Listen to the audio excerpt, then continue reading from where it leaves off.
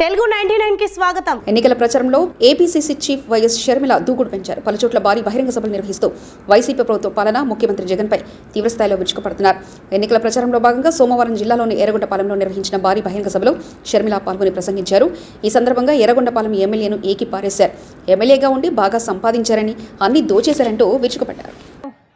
ఈ చెత్తను తీసి ఇంకో చోటేశారు అంటే ఈయన చెత్త అని వీళ్ళే ఒప్పుకుంటున్నట్టు కదా. మరి ఎందుకన్నా ఇలాంటి చెత్తకు ఓట్లేశారు?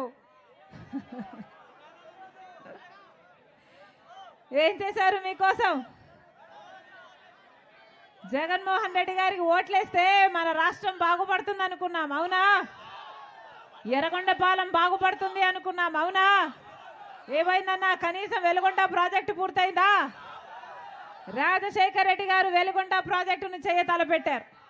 4,50,000 ఎకరాలకు నీళ్ళిచ్చే ప్రాజెక్టు, 15 లక్షల మందికి తాగునీరిచ్చే ప్రాజెక్టు. రాజశేఖర్ రెడ్డి గారు ఆ ప్రాజెక్టును 60% పనులు రాజశేఖర్ రెడ్డి గారే పూర్తి చేసి వెళ్ళిపోయారు. మన దురదృష్టం వెళ్ళిపోయాడు. రాజశేఖర్ రెడ్డి గారు బ్రతుకుంటే ఆ ప్రాజెక్టు ఎప్పుడో పూర్తయిపోయేది. తర్వాత చంద్రబాబు గారు ముఖ్యమంత్రి అయ్యారు. జగన్మోహన్ రెడ్డి గారు అప్పుడు ప్రతిపక్ష నాయకుడిగా ఉండి సిగ్గు లేదా చంద్రబాబు గారు ఎందుకు పూర్తి చేయలేకపోతున్నారు? వెలుగొండ ప్రాజెక్టును రాజశేఖర రెడ్డి గారు 60% పూర్తి చేశాడు కదా అని తిట్టిపోశాడు.